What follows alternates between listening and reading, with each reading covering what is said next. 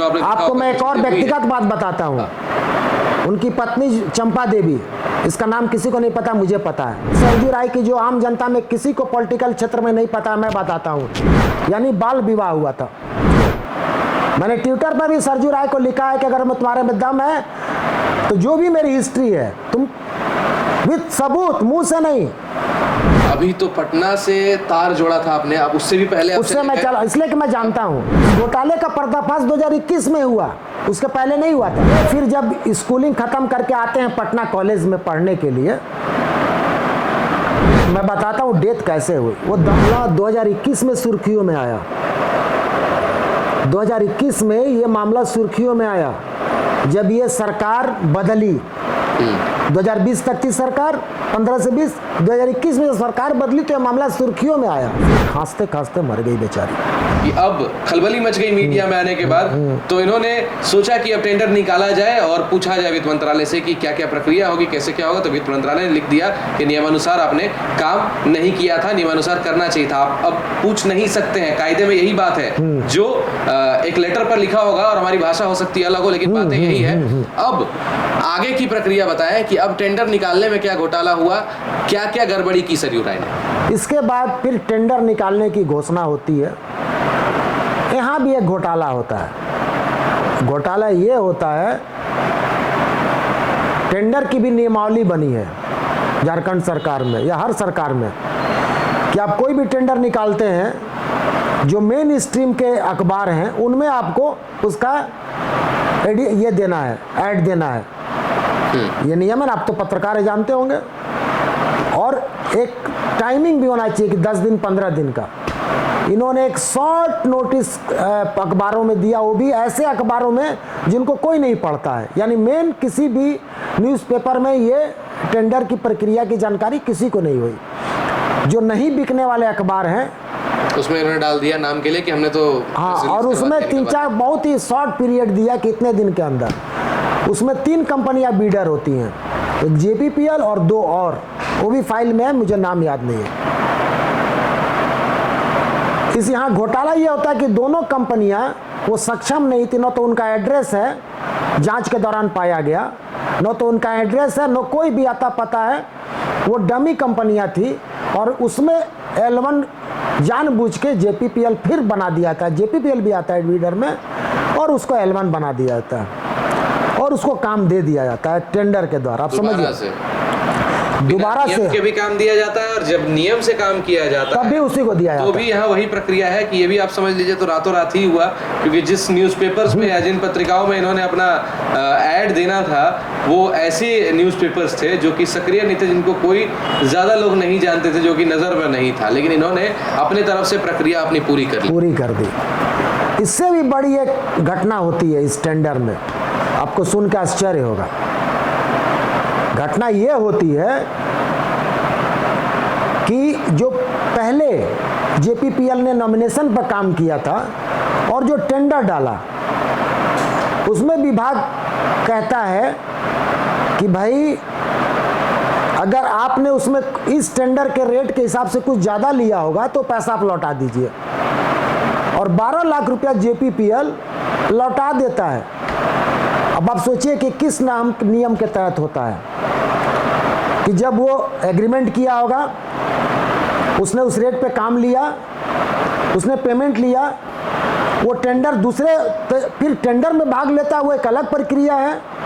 तो इस पर उस टाइम कोई सवाल नहीं उठाता है कि आधा ज़्यादा पैसा दे दिया इन्होंने, बिना नियम के काम करवा लिया, और जब ये टेंडर निकालते हैं तो भी दोबारा से L1 बनाया जाता है JPPL को और फिर से वही चीज़ें हो रही होती और है। 12 लाख रुपया उनसे वापस ले भी लिया जाता है। ये किस नियम के तहत? यानी अगर इसमें भी देखा जाते हैं, यहाँ बहुत बड़ा चार्जेस है कि उस 12 लाख रुपये का उपयोग, पब्लिक मनी का उपयोग JPPL ने किया, लौटाया, मैंने गलत लिया ना। तो 12 लाख रुपए, सिर्फ 12 लाख रुपया उसने लौटाया। मैंने जो अभी टेंडर रेट था उसके हिसाब से वो ज़्यादा जो लिया था, जबकि दोनों अलग अलग प्रक्रियाएं थी। ये अपने को ईमानदार साबित करने के लिए इन्होंने किया। मतलब दोबारा से एक तरफ तार जोड़ने के लिए, दोबारा से मर्ज करने के लिए, गलत को सही करने के लिए इन्होंने कि भाई देखिए मैंने 12 लाख रुपया वापस करा दिया, जबकि दोनों ही प्रक्रियाएं गलत थी। अगर वो पेमेंट हो गया तो उससे वापस क्यों लीजिएगा? अपने को ईमानदार साबित करने के लिए। बेईमान। इस पर सवाल उसी टाइम एट ए टाइम उठना था। भाई कैसे उठेगा? विभाग में सारी संचिकाएं उस समय इंटरनल मैटर था, कैसे पता चलेगा पब्लिक को? कैसे उठेगा वो मैटर? किसी को पता ही नहीं था। अब आप ये मुद्दा लेकर आ रहे हैं और आपके बाद सरयू राय ने भी बयान दिए हैं और सुनने में ये आ रहा है कि आपके माफिया से संपर्क है और आप उनकी छवि खराब करने का प्रयास कर रहे हैं। देखिए, आरोप कोई भी किसी पर कुछ भी लगा सकता है। मैं सरजू राय को बोल दूं कि वो रैपिस्ट हैं, मेरे बोलने से रैपिस्ट हो जाएंगे क्या? मुझे बताना पड़ेगा कि उन्होंने कब रेप किया, किसके साथ किया और कांड संख्या कौन सा दर्ज है उनके खिलाफ। तो ये भी है कुछ क्या सीक्रेट? नहीं, मैं एक उदाहरण एग्जांपल दे रहा हूँ। फॉर एग्जांपल, जैसे वो मुझे माफिया कह रहे हैं कि मैंने माफिया के साथ, मेरा दोस्त ही था गैंगस्टर के साथ, तो मैं कहता हूँ कि मैं भी आरोप लगा सकता हूँ, लेकिन सबूत चाहिए ना। आपके कहने का मतलब है कि सबूत दीजिए। अगर मैं किसी माफिया के साथ जुड़ा हूँ, मैं उसका नाम नहीं लूंगा क्योंकि मैं इनकी तरह नीच इंसान नहीं हूँ, ये नीच इंसान है क्योंकि इनका कोई स्टैंडर्ड नहीं है। हम लोग कहते हैं ना इंग्लिश में बिलो स्टैंडर्ड, सब स्टैंडर्ड, उससे भी नीचे में। राजनीति में जब सरयू राय रहे हैं उस बीच आपके कैसे संपर्क रहे, कैसे संबंध रहे इनके साथ? मेरा कभी कोई संबंध नहीं रहा। कभी संबंध नहीं रहा? नहीं, मैं कभी इनके यहाँ कभी आज तक नहीं गया, मैं कभी इनसे नहीं मिला राजनीति में। इनसे जब भी वो जो कोई विधायक बने, मंत्री बने, कभी नहीं, नॉट ए सिंगल डे, मैं कभी नहीं मिला। अभी ये केस एफआईआर करने का कारण? नहीं, मैंने पहली बात सुनी है ना, उन्होंने जो मुझे कहा, जो जोड़ा माफिया के साथ, तो मैं इस पर मैं आपके चैनल के माध्यम से उनको चैलेंज करता हूं कि सरजू राय, अगर तुम्हारे में दम है, मैं तुमका सबका इसलिए परवाह करो कि वो आदरणीय नहीं रह गया। जब एक आरोपी गलत आरोप लगा रहा है किसी इन्फॉर्मेंट पर, मैं केस का सूचक हूं और तुम मुझ पर आरोप लगा रहे हो, तो मैं पूछता हूं सरजू राय, ये बताओ, मैं तुमको चैलेंज करता हूं क्योंकि मैं जानता हूं कि तुम एक घटिया और नीच इंसान हो, फिर भी मैं चैलेंज करता हूं कि अगर कोई माफिया से जुड़ा होगा, कोई क्रिमिनल से, गैंगस्टर से जुड़ा होगा, तो अगर उस गैंगस्टर पर 100 केसेस होंगे तो मेरे ऊपर 1 केसेस होने चाहिए ना, एक भी केसेस। कहीं ना कहीं से कोई डिटेल आपके कुछ भी, कुछ निकलना चाहिए, कुछ होना चाहिए ना, तो तुम निकालो, मैं तुम्हें चैलेंज करता हूं। मैंने लिखा है ट्विटर पर भी उसको, मैंने ट्विटर पर भी सरजू राय को लिखा है कि अगर मैं तुम्हारे में दम है तो जो भी मेरी हिस्ट्री है तुम विद सबूत, मुंह से नहीं। कोढ़िया क्या करता है, जो कोढ़ी व्यक्ति होता है ना, वो कहता है कि तुमको थूक देंगे या थूक के डरा देता है, अब भाग जाइएगा, क्या नहीं तो कोढ़ी है, थूक दिया। तो सरजू राय ऐसा ही राजनीतिक कोढ़ी है, राजनीतिक कोढ़िया है ये बहुत गंदा इंसान है, चरित्रहीन है ये आदमी, चरित्रहीन आदमी है ये, भ्रष्टाचार। समझिएगा, सरयू राय के प्रति ऐसी भाषा का इन्होंने प्रयोग किया है और ये इसलिए कर रहे हैं क्योंकि सरयू राय के बारे में 1990 से लेकर 2024 तक जानते हैं और सब कुछ ही गलत जानते हैं, कुछ सही अब तक मैंने नहीं सुना है। अब सवाल ये है कि आप जनता हैं, अब आप तय करेंगे कौन सही है कौन गलत। इनका भी कहना सही है क्योंकि सरयू राय ने आरोप लगाया है कि इनके माफियाओं से संबंध है, लेकिन ये कह रहे हैं कि एक भी सबूत है अगर आपके पास तो आप इसको पेश करें। सरयू राय को डायरेक्ट चैलेंज किया है इन्होंने। तो अब दूसरा सवाल है सबसे महत्वपूर्ण, काफ़ी लंबा जा रहा है ये एपिसोड, हम इसको वाइंड अप करेंगे। तो पब्लिक ये पूछेगी कि आपको अभी अचानक से ऐसा क्या ठेस पहुंच गया कि आप एफआईआर कर दिए? नहीं, देखिए, मैंने पहले ही आपको कहा, मैंने इसके पहले ही आपको कहा, मैं फिर रिपीट करता हूं कि ये मामला 2021 में सुर्खियों में आया, 2021 में ये मामला सुर्खियों में आया जब ये सरकार बदली। 2020 तक की सरकार, 15 से 20, 2021 में सरकार बदली तो ये मामला सुर्खियों में आया और इस घोटाले का पर्दाफाश 2021 में हुआ, उसके पहले नहीं हुआ था क्योंकि सरकार थी, ये पूरा मामला अंडर कवर था। तो सरयू राय तो भाजपा के भी नहीं हुए, वो किसी के नहीं है। सरयू राय तो भाजपा के भी नहीं। सुनिए, आपको मैं एक और व्यक्तिगत बात बताता हूँ। उनकी पत्नी चंपा देवी, इसका नाम किसी को नहीं पता, मुझे पता है। उनकी पत्नी जो थी चंपा देवी थी, वो बहुत ही अच्छी और सीधी सादी महिला थी।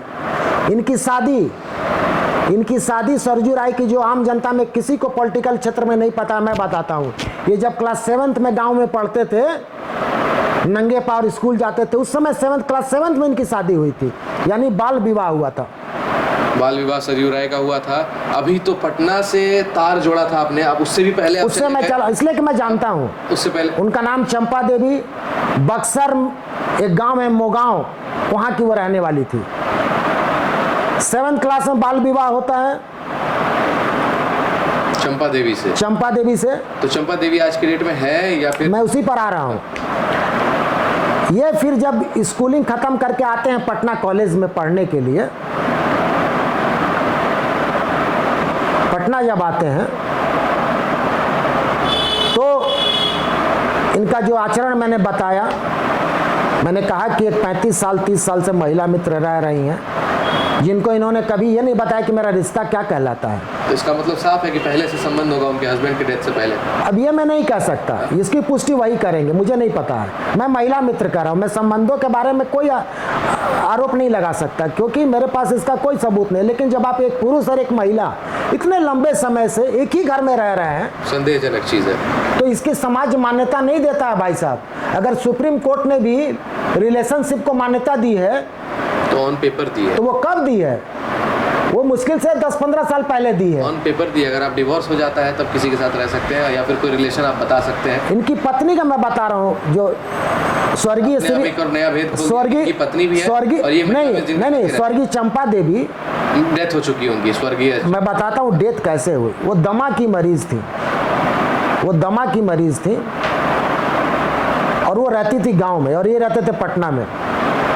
तो जब वो इलाज करने के लिए आती थी तो ये उपलब्ध नहीं रहते थे और उनका उचित नहीं इलाज होने के कारण वो दमा की वजह से खांसते खांसते मर गई बेचारी। नया राज आपने देखा होगा, इसको हम बैक टू बैक बार बार फ्लैश करेंगे और दिखाएंगे कि सरयू राय की एक पत्नी भी थी चंपा देवी, जो पत्नी भी नहीं थी, वो लीगल पत्नी थी। लीगल पत्नी थी। जब ये क्लास 7 में तब उनकी शादी हुई थी। 7वें क्लास में ही शादी हो जाती है और वो चंपा देवी उनकी मृत्यु हो जाती है दमा के कारण, जैसा कि मनोज जी बता रहे हैं। उसके बाद महिला मित्र जो उनकी है, उनका ये जो फासला रहा है। नहीं, वो महिला मित्र चंपा देवी के समय से ही वो थी, उसी टाइम से महिला। हाँ, जब जीवित थी तभी से थी वो। 7वीं क्लास से तो नहीं होगी ना, 7वीं क्लास का तो अलग है। 7वां क्लास जब पटना में ये जब कॉलेज में पढ़े आए, बोले लेकिन इनके दोस्त थे इस महिला मित्र के, जिसका नाम अरविंद शरण था। हाँ। वो इनके क्लासमेट थे और इसके चलते इनके साथ फैमिली रिलेशन था। ये तो फिल्मी कहानी बता रहे हैं आप, एकदम पूरी तरह से फिल्मी है सरयू राय की स्टोरी। बहुत ही गजब नटवर रहा है आदमी। आप देखिए कि वाइफ की मृत्यु हो जाती है और महिला मित्र है उस पर संदेह जता रहे हैं, अभी कोई सबूत नहीं है। नहीं, मैं और उनसे सवाल किया गया है कि आप इस पर बताएं कि आखिर ये क्या है। लेकिन मैं ये जानता हूँ कि भैया उनको प्रॉपर इलाज नहीं मिल पाया था चंपा देवी को।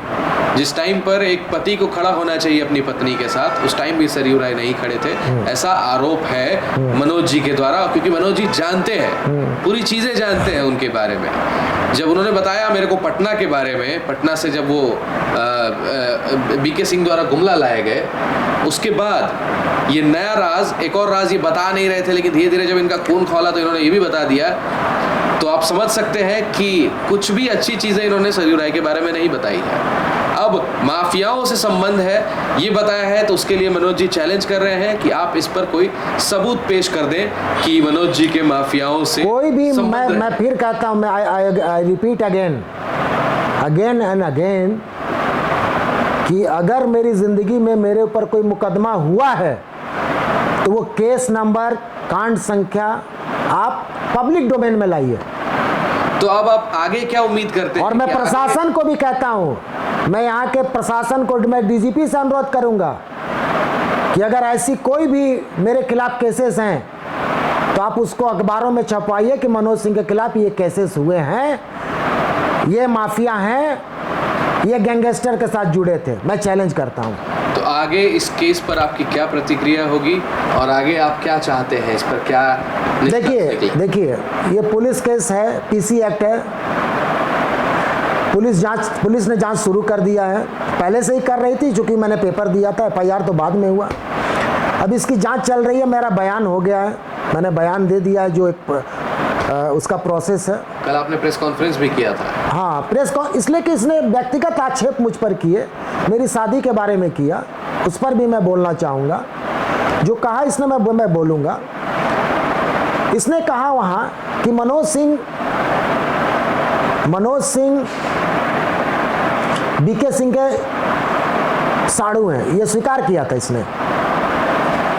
लेकिन कुछ ऐसा एक मतलब जो एक नीच आदमी जो होता है ना, मैं फिर कहूँगा कि ये न तो चरित्रवान है न विद्वान है।